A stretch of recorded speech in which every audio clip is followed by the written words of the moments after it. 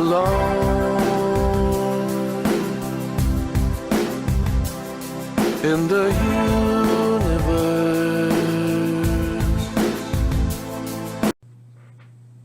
Hey guys, welcome back to the channel. Hey, so today's video is a contest entry. I am entering Ross Goodall's 200 subscribers contest, so I'm really happy to do it. Ross, you came up with a great idea, but first of all, I just wanted to say congratulations on hitting 200 subscribers. You really work hard on your videos. You do some great stuff. If you haven't checked out Ross's channel, I'll put a link, of course, to his channel in this video, and you'll have to head over and check it out. Ross is very passionate about music and does some great album reviews. And Ross, I gotta give you credit because you are getting better and better at these album reviews. I enjoy seeing the progress from someone young who continues to improve in your critiquing of music, even though you really do focus on older music from the 60s and 70s. It's fantastic to see someone young who can appreciate music from eras gone by.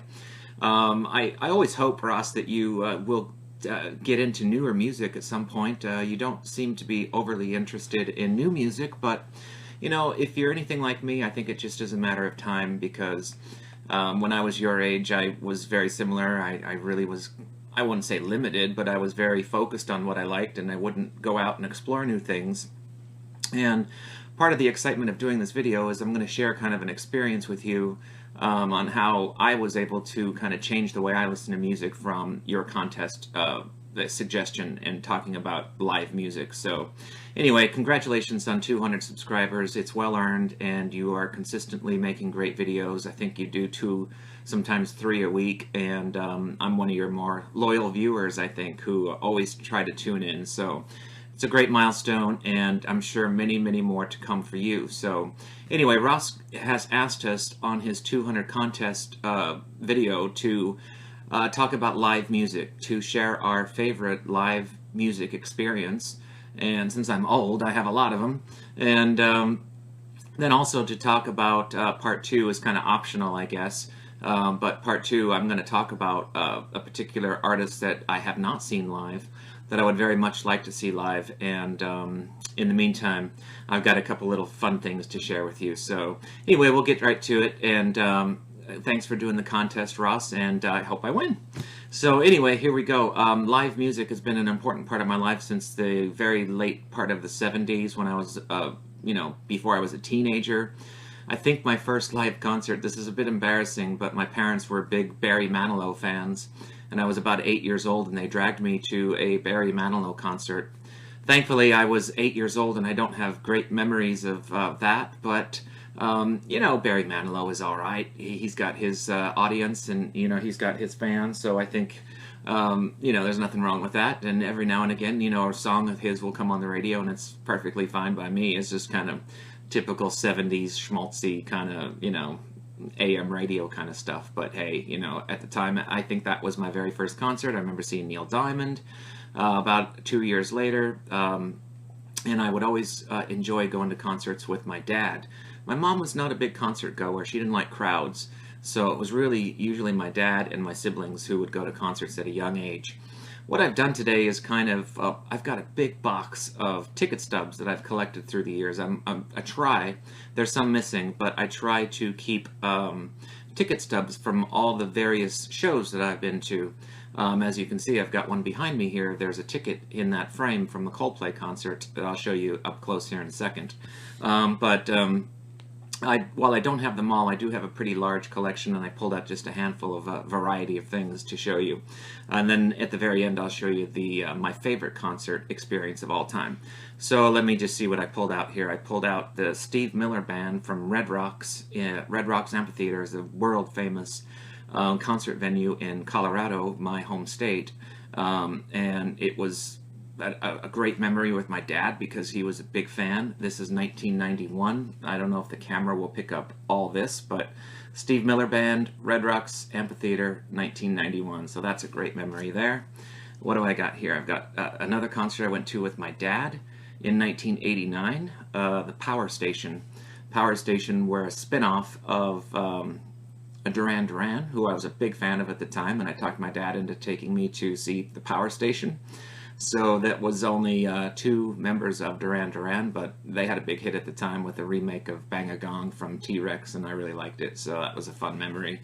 And every time I see these, I'm just reminded of prices. Look at that, $15 for, Red Rocks Amphitheater. I'm sure it's quadruple that now.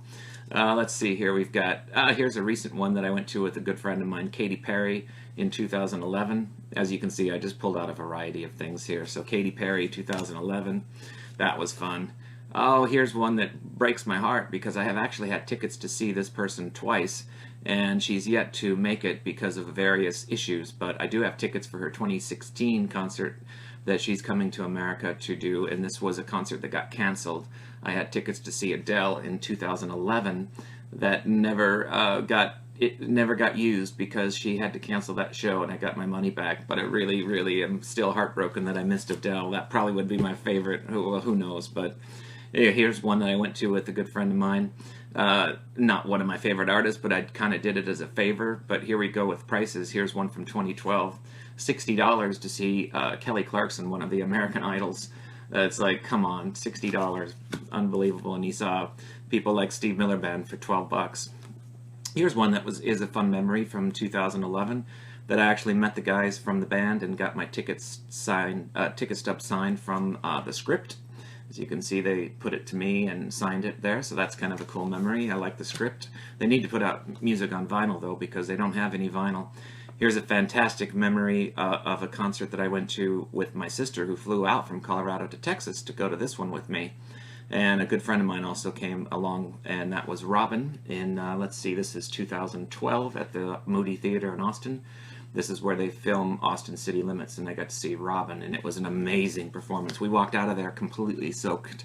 I mean, it was an amazing, she's an amazing live performer. Speaking of concerts that kind of change the way you listen to music, this is one that certainly did it for me, and a band that is mesmerizing. And I hope I say it right. I've heard many different variations of how you say their name, but Sigur Rós in 2013 on April 10th is a concert that I will never forget because it is one of those bands that until you experience live, you haven't really appreciated how good they are. It was just a phenomenal, phenomenal show.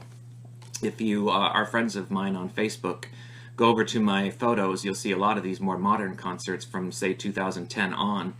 I got photo albums from the gigs. Here's one that I'll never forget as well because I was in the front row, and an absolute idol of mine that I think is just a phenomenal singer, songwriter, guitarist, Lindsey Buckingham from Fleetwood Mac in 2012. Just a fantastic show, and I was so fortunate to be right in the front row, and it was just a dream come true, really. I know I'm going slow here, but here's one. I don't know why I pulled this one out, but it was just a memory of a particular person that I went with, and it was from October 2013, The Naked and the Famous, so that was kind of a nod and wink to that person.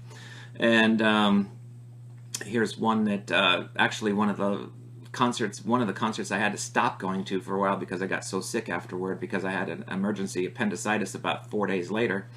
And I was really, really under the weather, so it was memorable for that reason because I was so sick, but I still went and managed to stay on my feet the whole time. I don't know how, but it was excruciating, and that was to see Lorde in 2014. I had an emergency appendectomy 4 days later, so I didn't know why I was sick, but I just knew I felt terrible. One of my favorite bands that I've done a music collections video on from 2014, much after I got healthy, was The Drums. I saw it in October of 2014, so a great memory there. Let's see. Oh, well, here's one that I'll just kind of go through quickly because I really thought for a minute I would put this as my favorite concert experience of all time because I've seen him so many times. But it was hard to pinpoint one. Probably the first time I saw him with Eurythmics. He was the opening act for Eurythmics, I think, in 1983 or maybe 84. At Red Rocks, and I didn't even know who he was at the time, but I was just absolutely blown away, mesmerized, and really, really became a lifelong fan. Done an entire music collections video on this guy, and I've managed to pull out 1, 2, 3, 4, 5 times I've seen him, but I think I've actually seen him about 10. The first one I pulled out is actually a bit later from that, but this was a headlining gig he did at Red Rocks, so he was very big at one time. He headlined Red Rocks. Howard Jones from 1987, so that's a nice one for the scrapbook. In Red Rocks, Howard Jones. Unfortunately, he would never sell out Red Rocks now, but that was in his heyday. Here's one that's faded really badly from 1996 at the Fox Theater in Boulder, Colorado, when I saw Howard Jones there. Unfortunately, you can barely see it because that one just didn't, the ink just didn't stand the test of time from 1996. I don't know why. Here's another time I saw him at the Ogden Theater in Denver. $17. Boy, I don't know if I can read the date on it. I don't think it matters too much, but the Ogden Theater in Boulder was a great memory again with my sister. She came to me on that one. Remember this one with a friend of mine who I no longer know at all. We've just completely fell out of touch, but I remember I saw this with a friend of mine named Adam, who I worked with a long, long time ago, and I convinced him to come see Howard Jones in 1992 at the Mary Rippon Theater in Boulder. I hope that place still exists because it's really cool. It's like kind of Shakespeare in the Park kind of place, and it's just all open and amphitheater, and it was just a really intimate, fun show. So 1992 to see Howard Jones at the Mary Rippon Theater. And then finally, not very recently, but most recently, I saw him in 2012 at the House of Blues in Houston. And that was, a much smaller gig, but he still got it, and he's still really good. Okay, I guess second place for me, as you can see, well, I guess I didn't pull it, unfortunately, it's in the frame, but I've seen Coldplay 6 times, believe it or not, and the very first time I saw them was this venue here. Well, let me just pull it real quick, if you don't mind, if I can get it out relatively easily without making the frame fall. Oh, God, come on out now. There we go. This was in 2003 at the Horton Pavilion in Sydney, Australia. I did live in Sydney, Australia for about 2 years, well, almost exactly 2 years, and my brother and I, Coldplay was kind of an up-and-coming band at the time. This was right as they released A Rush of Blood to the Head. And while I was a fan of Parachutes and I knew who they were, but of course Rush of Blood to the Head propelled them to great heights. And it was an amazing performance, and I was going to make that my most memorable concert experience. I mean, imagine seeing one of your favorite bands in a place like Sydney, Australia. But there was one that you'll see in a second here that kind of supersedes it, I guess. But 2003, Coldplay, Horton Pavilion, Sydney, Australia. Don't know if that place still exists, being, that it's now 13 years ago nearly. But I hope so, because it was really cool, hot. Oh my gosh, it was hot in there. But on the live 2003 DVD of that, you can buy it now. For about 2 seconds, you can see the back of my head and the back of my brother's head in the film footage of the when they pan out to the audience. So that's a memory I'll never forget, and such a great time seeing Coldplay with my brother in Australia, of all places. So finally, now getting to the actual video. Ross, sorry I'm making this longer than you probably wanted, but I saw a band in 1993, even though I was a fan for about 2 or 3 years prior to that. Well, probably a lot longer than that, actually. But this was the first time I saw them live, and I was a fan probably from the late 80s on, and I think this was around the time they released their album Into the Labyrinth. And this is a concert that really changed the whole way I listen to music, and this is why I'm putting it as my favorite concert experience of all time. Because I had never experienced music in this way. It's almost like a religious experience when you see a band like Dead Can Dance. Big poster on my wall. Those who know me well know I'm a huge fan of Lisa Gerrard and Brendan Perry, the principal people in Dead Can Dance. And it was such an amazing experience. I walked out and I really feel like at that moment I never listened to music the same way again. And it's hard to describe on a video, but there's just something life-changing almost about something so magical when a concert can do that to you. So anyway, Dead Can Dance at the Ogden Theater in 1993, November 4th, 1993, I'm putting as my favorite concert of all time. And it's just a memory I will never forget. I walked out of there, it just felt like I was floating. I mean, it was almost like a religious experience because between the audience and the music, and it was just so intense. It was very loud, and the drums and the percussion, at that time they were using, I think, about 8 different types of percussions, and they had a big band, and it was just so mesmerizing. It was just, it changed everything for me, the way I listen to music, and it really helped me appreciate post-rock and all different types of things that I really love now. You know, I was doing it, you know, listening to the CDs and the cassette tapes of Dead Can Dance prior to the concert, but when I see him live, that was when it all kind of hit home and said, that is the kind of music listener I want to be. I still like my pop music, I like the oldies, I like so many different genres, as you know, but when there's something like that that's that powerful, it is something you will never forget. And I was fortunate enough, that's where this poster came from, the Dead Can Dance poster, in 2012, to see them again here in Austin, Texas. And it was, you know, you can never replace the first time, but it was an equally mesmerizing type performance, and they haven't skipped a beat. They're still as powerful and as intense as they ever were. So check out Dead Can Dance. I can't say it's going to be everyone's cup of tea, but for me, they're certainly one of the greatest acts of all time, and my personal favorite concert experience ever. So there you have it, Ross, as far as concerts I have attended, and breaking it down kind of to some favorites for sentimental reasons and, you know, just a variety of things. So the second part of your contest was to list an artist that you would really, really like to see but haven't seen. And it's difficult because this person has to be, or this act or band has to be living. Of course, when you're talking about non-living people, so many names come to mind between George Harrison and John Lennon, and now, of course, David Bowie, who I never saw live. I've never even seen Paul McCartney live, but I'm not going to list Paul McCartney. It's too obvious of a choice. I think he's past his prime to a point where it wouldn't be as life-changing. It wouldn't be one of those A-list. It wouldn't be, for me, you know, the same as seeing him at his peak. So I can't really say Paul McCartney, even though if I ever get a chance, I would certainly go see him. And I know he's still touring and doing great, and you know, he's 70-something years old, so got to give him massive credit for that, and I'm a lifelong fan.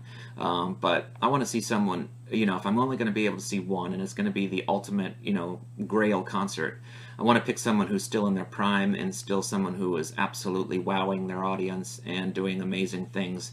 So that person for me is going to be Prince. Believe it or not, being such a fan for such a long time, I've never seen Prince live. His concerts are few and far between. It seems like, you know, it always seems like he doesn't either come to my city or they sell out in 5 seconds. I've never had an opportunity to see Prince. And with his body of work and his legacy and his reputation for concerts that sometimes go on for 4 or 5 hours, you know, I've seen him live on recording many times, you know, DVDs and Blu-rays and, you know, albums and everything else. I know what a fantastic live performer he is, but there is nothing like seeing them live for yourself. So that for me is my all-time concert miss. You know, I want to see Prince, and I hope I get an opportunity to do that, because for me, he's still in his prime. So there you have that, part 2. And then finally, I'm just going to end on kind of a personal note. I would say that I'm very fortunate that I have lived long enough to see concerts in the 70s, 80s, 90s, 2000s, and up through today. If you're a young person and you're going to concerts, and or young or old for that matter, and you are constantly on your mobile phone, and you're taking never-ending video, and you're taking never-ending pictures, you are shortchanging yourself from the whole concert experience. Put down your phone, put down your recording device, put down your cameras, and enjoy the moment, because concerts have really taken a turn for the worse, with everybody's got their hands in their air with their mobile phone. And I just simply do not understand it. Now, I'm guilty of it. I will take a few pictures, but I would say 98%, 99% of the concert, I am in tune, in touch, and really paying attention and cheering and singing and enjoying myself and having the concert experience. It really, really irritates me that people will go to concerts only to seem to impress their friends or put it on YouTube or whatever their point is for doing it.